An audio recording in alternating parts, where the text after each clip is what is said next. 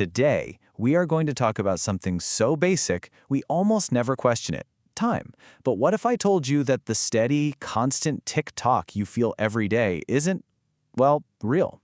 What if it's just a story, a really convincing story that your brain is telling you? We're going to dive into how our brains are, in fact, the ultimate time machines. So think about your last amazing vacation, right? While you were there, the day has probably just vanished. But now, when you look back, that 1 week feels so full, so long, packed with all these memories. And then you have the flip side. A miserable 5 hours stuck in an airport feels like an eternity in the moment. But looking back, it's barely a blip. This little puzzle is called the holiday paradox, and it's our first big clue that our sense of time is anything but straightforward. And you know, this isn't some new mystery we've just discovered. The incredible psychologist William James was writing about this exact thing way back in 1890. He knew, even then, that the way we experience time and the way we remember time are two totally different things. So what on earth is going on? To figure that out, we've got to start by looking at our own built-in ideas about time. Most of us have this common sense feeling for how it works, a feeling that seems totally solid, but is actually, well, pretty wrong. See, we all kind of walk around with this default setting in our heads. Time is like this giant cosmic river, flowing at the exact same speed for you, for me, for an astronaut floating in space. This is basically Isaac Newton's view of the universe, that time just flows on its own, totally separate from everything else. It's a nice, simple idea, and it's completely wrong. And the first big crack in this whole idea didn't come from neuroscience or psychology. It came from physics, from studying the universe itself. Physics was the first thing to just completely shatter our simple notion of time. So you have Newton on one side with his universal clock, and on the other, you have Albert Einstein. Back in 1905, Einstein's theory of special relativity just blew Newton's idea out of the water.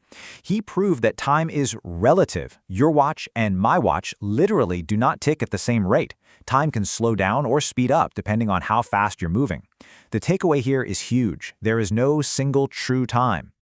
And it gets even weirder. A few years later, Einstein's old professor, Hermann Minkowski, realized that space and time aren't even separate things. Nope, they're woven together into this single four-dimensional fabric he called spacetime. He famously said, henceforth space by itself and time by itself are doomed to fade away into mere shadows. It's just mind-bending.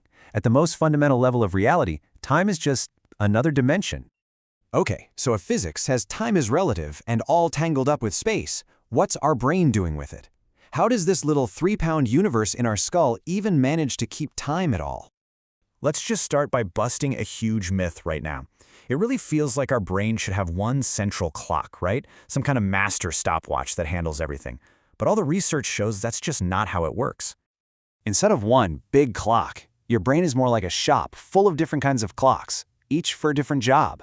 You've got your circadian clocks, which run your 24-hour sleep cycle. Then you have interval timers for judging shorter chunks, like seconds and minutes. And you've even got these super fast neural dynamics that can tell the difference in timing down to microseconds. That's how you can tell which direction a sound is coming from.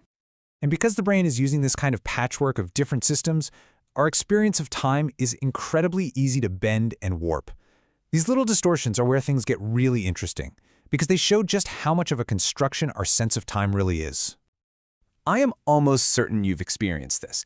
You glance over at a clock with a second hand, and for a split second, it looks like it's frozen. It just seems to hang there for way longer than a second before it finally moves. You might think, oh, is the clock broken? Nope. It's your brain playing a trick on you. So what is happening in that moment?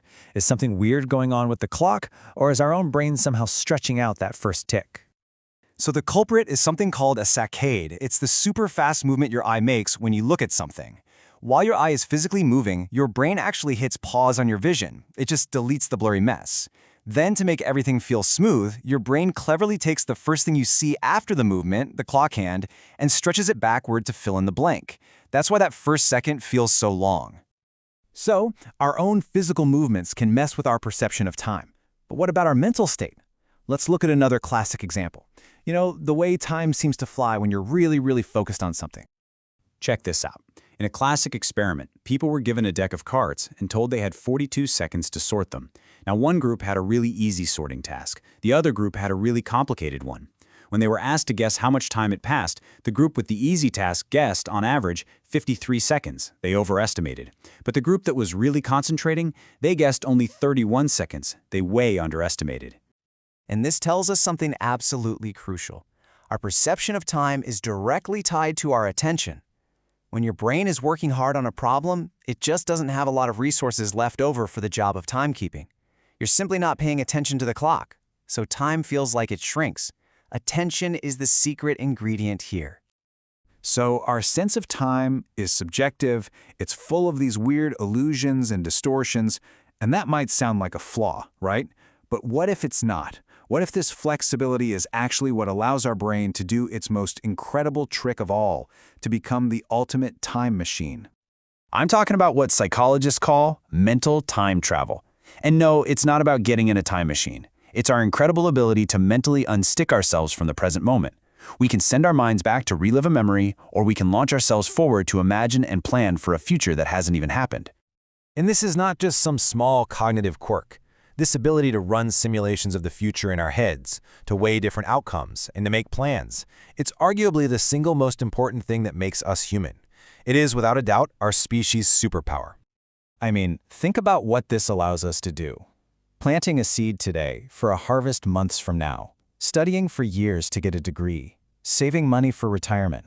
All of these things, from our smallest personal goals all the way up to building entire civilizations, they're all built on this ability to mentally time travel. It lets us turn down a small reward right now for a much bigger one later.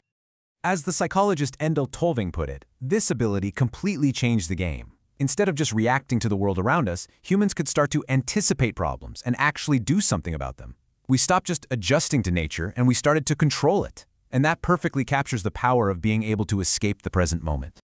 So we've seen that our experience of time, something that feels as real and solid as the floor beneath our feet, is actually a construction of our brain. It's a useful, flexible, and incredibly powerful illusion.